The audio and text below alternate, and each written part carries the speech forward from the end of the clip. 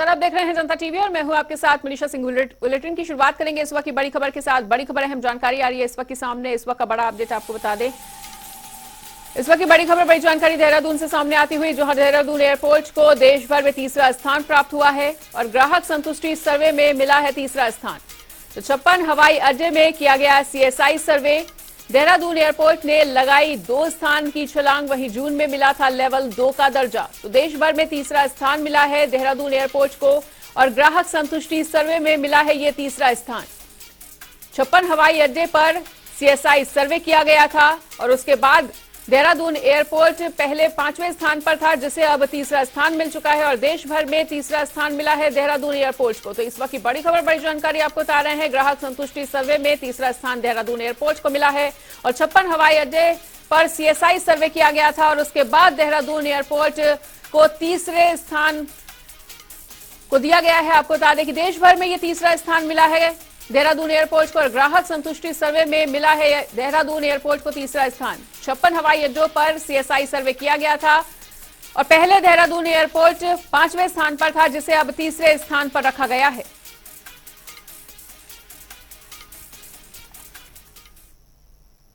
इस बीच एक और बड़ी जानकारी का रुख कर लेते हैं। बड़ी खबर, बड़ी जानकारी आ रही है इस वक्त के सामने। एक और बड़ा अपडेट आपको बता दें। UKSSC स्नातक स्तरीय भर्ती परीक्षा मामले से जुड़ी हुई बड़ी खबर, जहां परीक्षा को लेकर भ्रामक सूचना फैलाई गई और कम नंबर मिलने वालों के पास होने की सूचना है। भ्रामक सूचना फैलाने पर मुकदमा भी दर्ज कर लिया गया है और इस वक्त की ये बड़ी खबर, बड़ी जानकारी। UKSSC के सचिव की शिकायत पर केस भी दर्ज किया गया है। मामले में पुलिस छानबीन कर रही है। तो UKSSC स्नातक स्तरीय भर्ती परीक्षा से जुड़ा हुआ बड़ा अपडेट आपको बता रहे हैं, जहां इस परीक्षा को लेकर भ्रामक सूचना फैलाई गई और भ्रामक सूचना फैलाने पर मुकदमा भी फिलहाल के लिए दर्ज कर लिया गया है और UKSSC के सचिव की शिकायत पर केस भी दर्ज किया गया है। मामले में पुलिस लगातार छानबीन कर रही है और UKSSC स्नातक स्तरीय भर्ती परीक्षा मामले से जुड़ा हुआ बड़ा अपडेट आपको बता रहे हैं, जहां परीक्षा को लेकर भ्रामक सूचना फैलाई गई थी और भ्रामक सूचना फैलाने पर मुकदमा भी दर्ज कर लिया गया है। कम नंबर मिलने वालों के पास होने की सूचना फैलाई गई थी और फिलहाल पुलिस पूरे मामले की जांच पड़ताल में जुटी हुई है, छानबीन कर रही है। तो ये UKSSC स्नातक स्तरीय भर्ती परीक्षा मामले से जुड़ा हुआ बड़ा अपडेट, बड़ी जानकारी आपको बता रहे हैं, जहां परीक्षा को लेकर यहां पर भ्रामक सूचना फैलाई गई थी और भ्रामक सूचना फैलाने पर फिलहाल के लिए मुकदमा भी दर्ज किया जा चुका है और कम नंबर मिलने वालों के पास होने की सूचना फैलाई गई थी और भ्रामक सूचना फैलाने पर मुकदमा दर्ज होता हुआ। तो UKSSC स्नातक स्तरीय भर्ती परीक्षा मामले को लेकर बड़ी खबर आपको बता रहे हैं, जहां परीक्षा को लेकर भ्रामक सूचना पहले फैलाई गई और उसके बाद भ्रामक सूचना फैलाने पर अब इस पूरे मामले में मुकदमा भी दर्ज कर लिया गया है और UKSSC की सचिव की शिकायत पर यह मुकदमा दर्ज किया गया है। पुलिस पूरे मामले की छानबीन में जुटी हुई है और ये पूरा मामला जो बता रहे हैं हम आपको, वो UKSSC स्नातक स्तरीय भर्ती परीक्षा को लेकर है।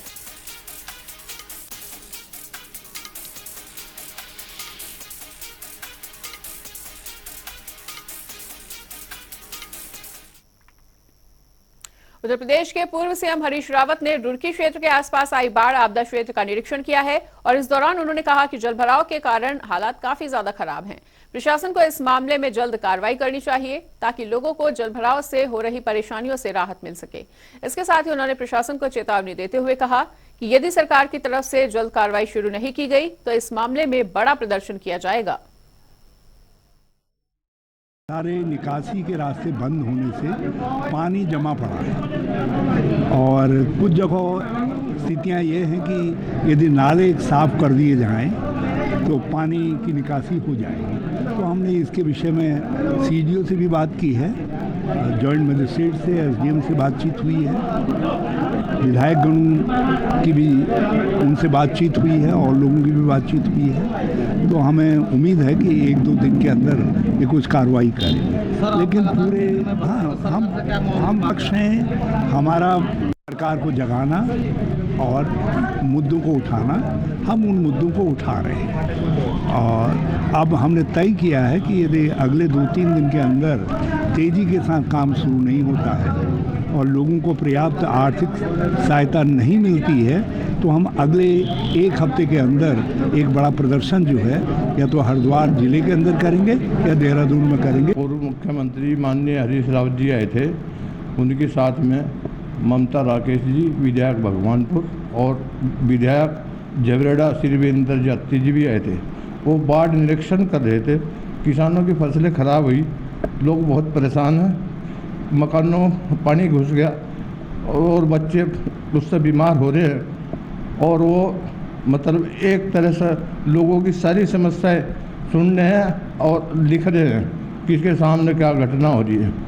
लेकिन भाजपा की सरकार होने के नाते न कोई नेता आ रहा है, न कोई भाजपा का विधायक आ रहा है, न देख रहे हैं कि जनता कितनी परेशान है। उधर राजधानी देहरादून समेत 7 जिलों में आज भारी बारिश के आसार बने हुए हैं और उधर मौसम विभाग ने देहरादून, टिहरी, पौड़ी, नैनीताल, चंपावत, बागेश्वर और पिथौरागढ़ जिले के कई इलाकों के लिए येलो अलर्ट को जारी किया है। अन्य जिलों में भी गर्जन और बिजली चमकने के साथ ही तेज बारिश हो सकती है और मौसम विज्ञान केंद्र की ओर से जारी अनुमान के अनुसार प्रदेश भर में अगले कुछ दिनों तेज बारिश हो सकती है। इसके चलते संवेदनशील इलाकों में भूस्खलन होने से मार्ग भी बंद हो सकते हैं। तो मसूरी शहर में हल्की धूप छाए रहने की संभावना है, वहीं नैनीताल में भारी बारिश की संभावना जताई गई है। हल्द्वानी में भी हल्की बारिश हो सकती है और उधर रामनगर में बादल छाए रह सकते हैं। रुद्रपुर में भी हल्की धूप खिली हुई नजर आने वाली है और यमुनोत्री धाम सहित यमुना घाटी में हल्के बादल के साथ हल्की गर्जन के साथ बारिश होती हुई नजर आ सकती है। तो कहां पर कैसा है मौसम का हाल, ये हम आपको ग्राफिक्स के जरिए दिखा रहे हैं। और देहरादून सहित 7 जिलों में भारी बारिश की चेतावनी को लेकर अलर्ट भी जारी किया गया है। टिहरी, पौड़ी, नैनीताल में बारिश के अलर्ट को जारी किया गया है और उधर नैनीताल में भारी बारिश की संभावना बनी हुई है। तो उत्तराखंड के तमाम शहरों में बारिश की स्थिति को देखते हुए अलर्ट को जारी कर दिया गया है और उधर टिहरी, पौड़ी, नैनीताल में भारी बारिश की संभावना को लेकर अलर्ट जारी किया गया है। देहरादून में भी येलो अलर्ट जारी है और किस शहर में मौसम का क्या हाल है वो ग्राफिक्स के जरिए हम आपको टीवी स्क्रीन पर दिखा रहे हैं। हल्द्वानी में हल्की बारिश की संभावना बनी हुई है, वहीं रामनगर में बादल छाए रहेंगे, रुद्रपुर में हल्की धूप खिलने की संभावना, वहीं यमुनोत्री धाम सहित यमुना घाटी में हल्के बादल, मसूरी शहर में भी हल्की धूप और उधर नैनीताल में भारी बारिश की संभावना। हल्द्वानी में हल्की बारिश हो सकती है, ऐसी संभावना बनी हुई है और रामनगर में बादल छाए रहने की संभावना है। रुद्रपुर में हल्की धूप खिली रहेगी और यमुनोत्री धाम सहित यमुना घाटी में हल्के बादल छाए रह सकते हैं। मसूरी शहर में हल्की धूप।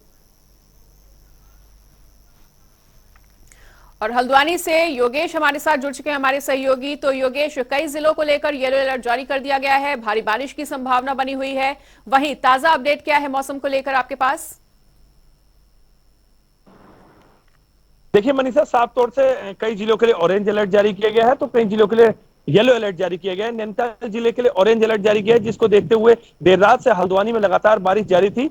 अब से कुछ देर पहले ये बारिश जो है थम चुकी है, लेकिन 2 बड़े मामले सामने आए हैं जहां रकसिया नाले के पास एक कार बहने से बच गई। हालांकि उसमें जो लोग थे उन्हें स्थानीय लोगों ने सुरक्षित बाहर निकाल दिया, लेकिन लोग उसके बाद भी जान जोखिम में डालकर नदी नालों को पार कर रहे हैं और अपनी जान को खुद खतरे में डाल रहे हैं। इसके अलावा सूखी नदी भी पूरी तरीके से अपने उफान पर है, जिसको देखते हुए 2 स्कूली छात्राएं उसमें फंस गई थी, जिन्हें एसडीएम ने खुद निकालकर स्कूल तक पहुंचाया। तो इसके बाद मैं आपको दिखाना चाहूंगा, मैं इस टाइम गौला नदी के पास खड़ा हूँ। गौला नदी का जलस्तर भी पहाड़ों में लगातार होने के चलते बढ़ा हुआ है। मैं आपको दिखाऊंगा, देखिए गौला नदी का जलस्तर किस तरह से यहाँ बढ़ा हुआ है। खतरे के निशान पर अभी ये नहीं पहुंची है, लेकिन पहाड़ों में जो लगातार बारिश है उससे नदी का जलस्तर बढ़ रहा है।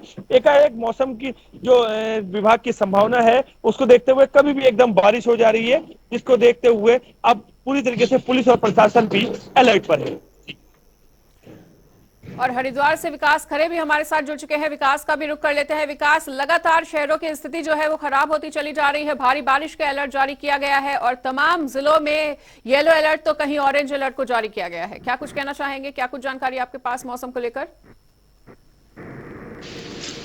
बिल्कुल मनीषा, आपको बताना चाहूंगा हरवा जिले में जिससे लगातार भारी बरसात हो रही है तो बारिश की दिक्कतों का सामना करना पड़ रहा है। हालांकि जिससे से लगातार बारिश हो रही है तो कहने के लोगों के घरों में पानी भी घुस रहा है। अगर हम खेत की बात करें या फिर जनपद शहर की बात करें तो ऐसे में जो तमाम दिक्कतों का सामना जो आम जनमानस है उनको करना पड़ रहा है। हालांकि अगर हम बात करें तो गंगा का जलस्तर को लेकर भी जो है गंगा का जलस्तर भी लगातार 43 रेखा से ऊपर पहुंच रहा है। तो कहीं ना कहीं इसको लेकर जो प्रशासन और हर प्रशासन है वो भी लगातार जो है अलर्ट पर है। तो कहीं ना कहीं जो बाढ़ प्रभावित टूट है उनको भी पूरी तरह से जो संबंधित विभाग के अधिकारी उनको भी अलर्ट रखा गया है।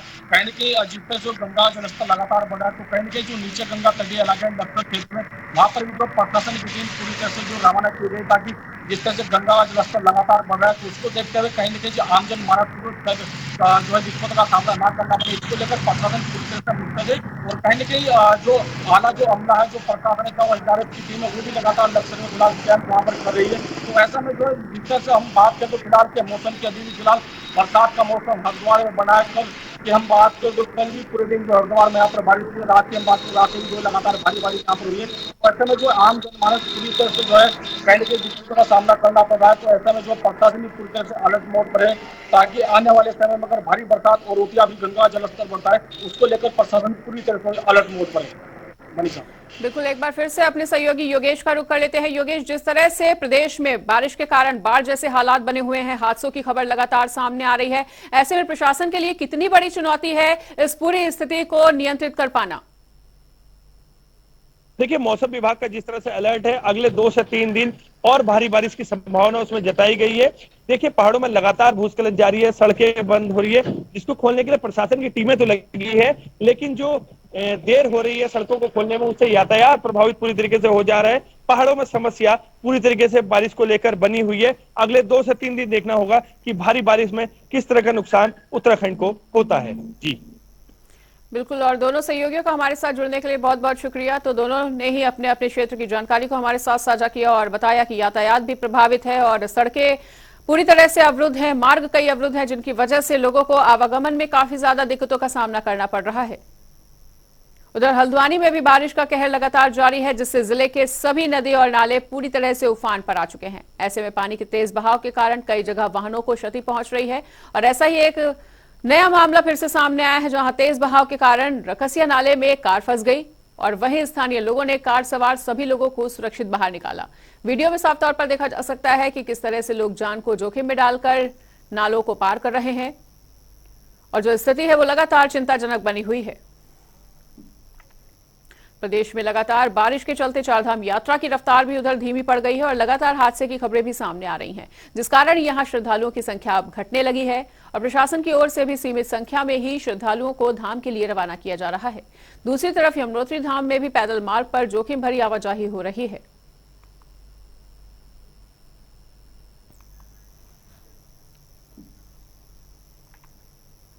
इस बीच एक बड़ी खबर का रुख कर लेते हैं। बड़ी खबर, बड़ी जानकारी आ रही है इस वक्त के सामने। एक और बड़ा अपडेट आपको बता दें, गौरीकुंड लैंडस्लाइड में तलाश लगातार जारी है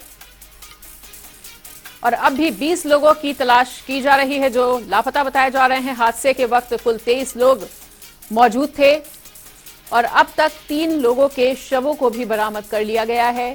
गुप्तकाशी से गौरीकुंड तक सर्वे लगातार चलाया जा रहा है और संवेदनशील जगह से होटल हटेंगे, ढाबों को हटाया जाएगा और इस पूरे मामले में अभी तक 20 लोगों के लापता होने की सूचना मिल रही है। आपको बता दें कि हादसे के दौरान 23 लोग मौजूद थे और अब भी 20 लोगों की तलाश की जा रही है। हादसे के वक्त कुल 23 लोग यहां पर मौजूद थे। संवेदनशील इलाकों से होटलों और ढाबों को हटाए जाने की निर्देश जारी कर दिए गए हैं और गुप्तकाशी से गौरीकुंड तक सर्वे किया जा रहा है। तो संवेदनशील जगह से होटल और ढाबों को हटाया जाएगा। गौरीकुंड लैंडस्लाइड से जुड़ी हुई ये बड़ी खबर, बड़ी जानकारी आपको बता रहे हैं, जहां गौरीकुंड लैंडस्लाइड में तलाश अभी भी जारी है। और फिलहाल यहां पर रुकेंगे छोटे से ब्रेक के लिए।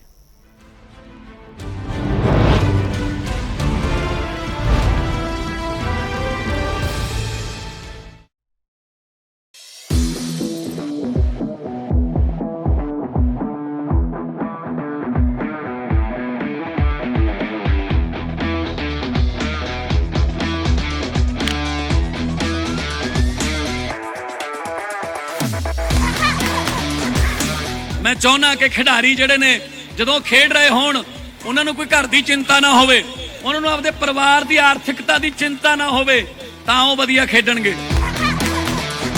ਬਾਕਸਿੰਗ ਦੇ ਆਧਾਰ ਤੇ ਮੇਰੀ ਬੇਟੀ ਨੇ ਸਾਡੀ ਜ਼ਿੰਦਗੀ ਸਾਰੀ ਬਦਲ ਕੇ ਰੱਖਤੀ। ਨਵੀਂ ਸਰਕਾਰ ਤੋਂ ਸਾਨੂੰ ਆਸ ਆ, ਭਗਵੰਤ ਮਾਨ ਜੀ ਨੇ ਪਿੱਛੇ ਵਤਨ ਪੰਜਾਬ ਗੇਮਾਂ ਕਰਾਈਆਂ, ਸਾਡੇ ਹੀ ਬੱਚਿਆਂ ਦੇ ਮੈਡਲ ਆਏ ਆ, ਕਾਫੀ 11 골ਡ ਆਏ ਸਾਡੇ ਜੀ।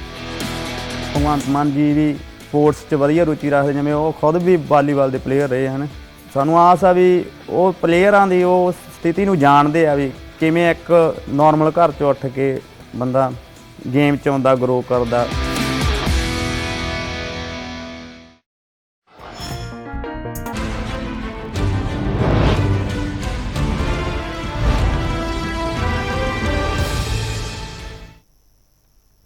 ब्रेक के बाद स्वागत है, बढ़ेंगे अगली खबर की ओर। रामनगर में कुमाऊं मंडल के जिला पंचायत सदस्यों का 2 दिन से अभ्यास वर्ग चल रहा था, जो कि अब समाप्त हो चुका है। कार्यक्रम के समापन सत्र को संबोधित करने के लिए नैनीताल सांसद और केंद्रीय रक्षा एवं पर्यटन राज्य मंत्री अजय भट्ट भी पहुंचे, जहां उन्होंने पंचायत सदस्यों को संबोधित करते हुए कहा कि भाजपा के ये प्रशिक्षण और कार्यकर्ता उन्हें 2024 की लोकसभा में प्रचंड बहुमत दिलाएंगे। साथ ही उन्होंने इन प्रशिक्षणों को पार्टी के लिए काफी ज्यादा अहम भी माना है। आज आप देख रहे हैं कि जो कभी कहते थे कि अपने दल पर कभी दम पर भारतीय जनता पार्टी आ ही नहीं सकती है, आज हम एक बार नहीं दोबारा आए, भारी बहुमत से आए और तीसरी बार 2024 में अपने कार्यकर्ताओं के बदौलत और इन्हीं प्रशिक्षण शिविरों के बदौलत ये हमारी फोर्स तैयार होती है। हमारी एक किस्म से राजनीतिक फोर्स है जो समझदार होती है, जनता के प्रति कैसा व्यवहार करना है वो सब जानती हैं, कैसे हमको जन आकांक्षाओं पर खरा उतरना है ये सब हमारे लोग जानते हैं, त्याग कितना करना है, कैसे हमको अगर कभी तपस्या और बलिदान करने की ज़रूरत भी आए तो हम पीछे नहीं हिचकते हैं। इनके बल पर मैं आपको विश्वास दिलाना चाहता हूँ 2024 में हम 2019 से भी अधिक बहुमत से जीत के आ रहे हैं। ये जनता ने मन बना लिया है, देश ने मन बना लिया है कि दोबारा से मोदी जी के हाथ में सत्ता देनी चाहिए, वही इस देश की बेहतर सेवा कर सकते हैं। उधर उत्तराखंड सांसद डॉक्टर रमेश पोखरियाल निशंक लक्सर में कानून व्यवस्था को लेकर सख्त नजर आ रहे हैं और दरअसल हरिद्वार के लोकसभा सांसद डॉक्टर रमेश पोखरियाल निशंक एक कार्यक्रम में शिरकत करने के लिए लक्सर पहुंचे थे, जहां एक निजी गेस्ट हाउस में मीडिया कर्मियों से बातचीत करते हुए उन्होंने कहा कि वो अपने क्षेत्र में कानून व्यवस्था को लेकर कतई समझौता नहीं करेंगे और निशंक ने कहा कि दादागिरी और गुंडागर्दी करने वालों को भी कतई बर्दाश्त किया नहीं जाएगा, क्योंकि मौजूदा सरकार गरीबों सहित किसानों और मजदूरों के अलावा आम आदमी की सरकार भी है। क्या आप चाहेंगे कि गुंडागर्दी हो? कौन चाहेगा? कौन आदमी है ऐसा? गुंडागर्दी क्यों होगी? दादागिरी क्यों होगी?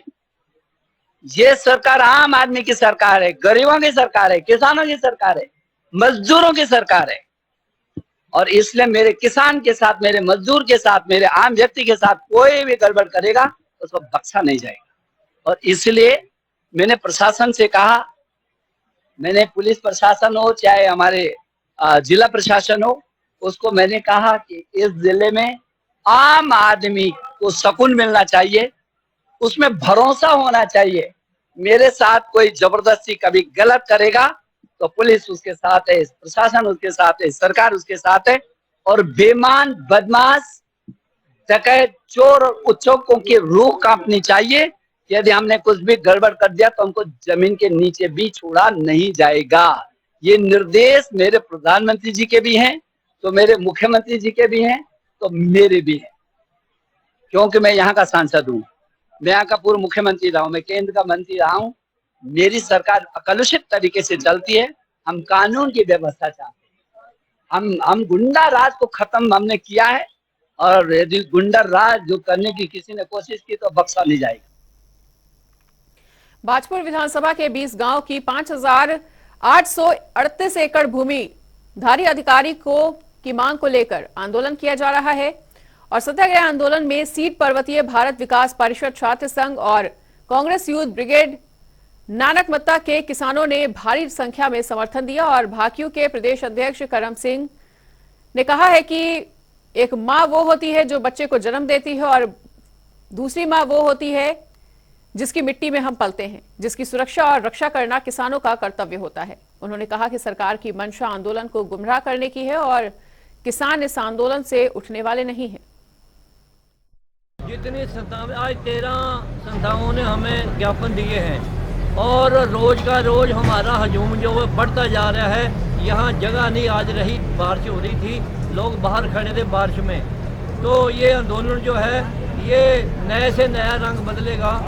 इसका ये जब तक ये हमारी मांग पूरी नहीं होगी तब तक ये आंदोलन जारी रहेगा, चाहे हमारी जिंदगी यहाँ बैठे रहेंगे।